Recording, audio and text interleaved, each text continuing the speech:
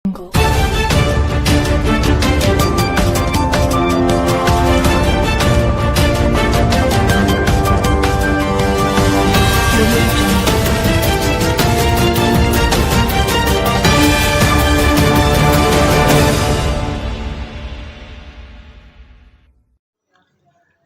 ನಗರದ ಶಕ್ತಿ ದೇವತೆಯಾದ ಶ್ರೀ ಕೆಂಕೇರಮ್ಮನವರ ಅಗ್ನಿಕೊಂಡೋತ್ಸವದ ಅಂಗವಾಗಿ ಕಳೆದ 5 ದಿನಗಳಿಂದ ಗ್ರಾಮದಲ್ಲಿ ಹಬ್ಬದ ವಾತಾವರಣ ಏರ್ಪಟ್ಟಿತ್ತು.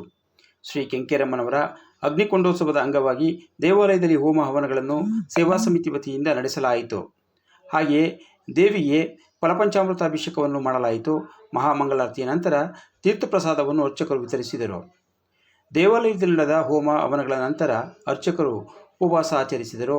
ಎಳವಾರವು ನಗರದ ಹಲಸಿನ ಮರದೊಡ್ಡಿ, ದೊಡ್ಡಿ ಬೀದಿ, ಕೋಡಿಹಳ್ಳಿ ರಸ್ತೆ, ಕೋಟೆ, ಶೇರ್ಗಾರ್ ಬೀದಿ, ಹೊಸಬೀದಿ, ಕಿತ್ತೂರು ರಾಣಿ ಚೆನ್ನಮ್ಮ ರಸ್ತೆಗಳಲ್ಲಿ ಎಳವಾರಕ್ಕೆ ವಿಶೇಷ ಪೂಜೆಯನ್ನು ಸಲ್ಲಿಸಲಾಯಿತು.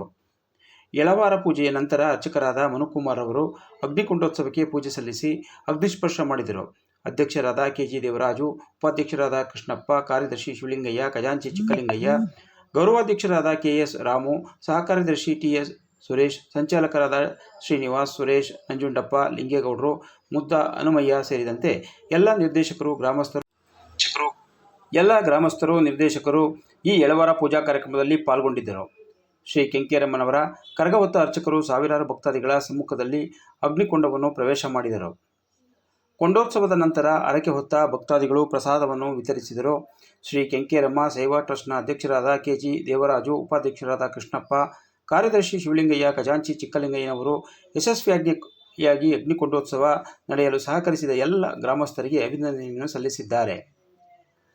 ಅಗ್ನಿಕೊಂಡೋತ್ಸವದ ಆನಂತರ ರಥೋತ್ಸವ ಹಾಗೂ ಜಾತ್ರಾ ಮಹೋತ್ಸವ ಮತ್ತು ಸಿಡಿ ಉತ್ಸವವನ್ನು ಸಹ ಹಮ್ಮಿಕೊಳ್ಳುವುದರ ಜೊತೆಗೆ ಈ ವರ್ಷದ ಶ್ರೀ ಕೆಂಕೇರಮ್ಮನವರ ಅಗ್ನಿಕೊಂಡೋತ್ಸವಕ್ಕೆ ತೆರೆ ಎಳೆಯಲಾಯಿತು.